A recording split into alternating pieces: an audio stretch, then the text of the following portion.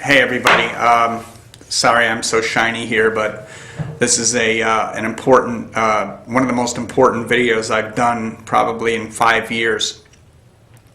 Last Thursday, the 2nd District Court of Appeal of Florida considered this issue, whether a homeowner association is allowed to collect 1 year of assessments or 1% of the mortgage after a mortgage foreclosure takes place when the mortgage was recorded prior to the change in the law. And that involves a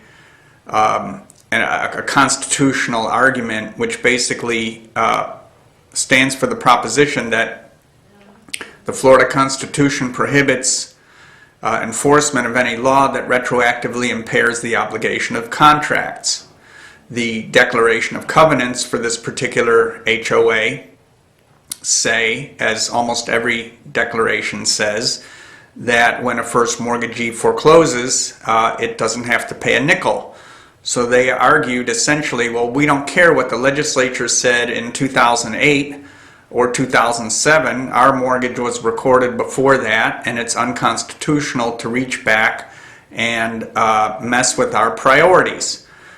And while I think the court showed some fundamental misunderstandings of homeowner associations and documents and how documents are written and so forth, the bottom line of the matter is that the law in the state of Florida as of now is that no homeowners association is entitled to recover that 1 year or 1% upon foreclosure by a mortgage holder.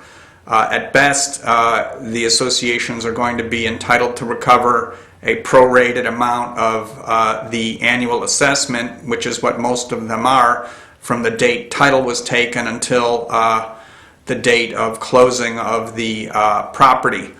So what's the practical effect of this? Associations are going to get screwed. All of the associations that were waiting and hoping that at least they'd recover 1 year or 1%, that's gone. All of the associations who are doing nothing to collect assessments and are not taking the advice that I've given on, not advice because these videos don't constitute legal advice, but those associations who don't act aggressively to try and beat the banks to the courthouse steps are going to find that these foreclosures, the consequence of the decision is probably that foreclosures are going to take longer because there's no incentive to ever finish a foreclosure, that homes will go into more disrepair, and that your cash flow for your HOA is going to take a big hit, because at least at some point, even if the foreclosures take 2 years, as they frequently do now, you'd recover half of the assessments that were due. The bottom line is the bottom line here, and in my opinion, based on this case, the associations will get nothing.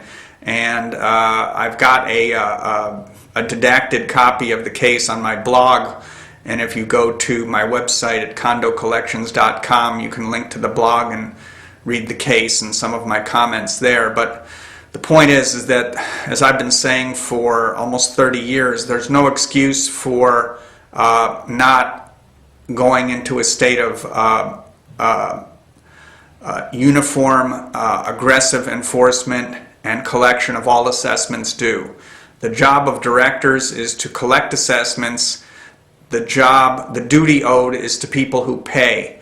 People who don't pay may deserve some sympathy, but in my opinion, if they can't afford to pay the relatively minor amounts that they have to pay the association based on whatever your annual budget is, then they need to make other plans or quit smoking or give up that expensive coffee once a week or twice a week, and or stop paying another bill. But they better not pay you, because your job is not to feel compassionate as directors, not to feel compassionate for deadbeats. Your job is to feel compassion for the people who struggle to make those payments, and the people who struggle to make up for the payments for the people who aren't paying. And now those people are going to struggle even more because a significant source of your income has gone out the window. So this is something you should really get with your counsel on. Other lawyers have different opinions. I'm a very strong proponent of going all the way to the courthouse steps, taking title, and then either renting the property pending the first mortgage foreclosure, or selling the property to someone who will take it off your hands and rent it, and try and make the best of a very bad situation. But this decision probably set back the recovery in multifamily residential HOAs by 6 months to a year, because it's just a horrible mess out there, and there's lots more foreclosures to come.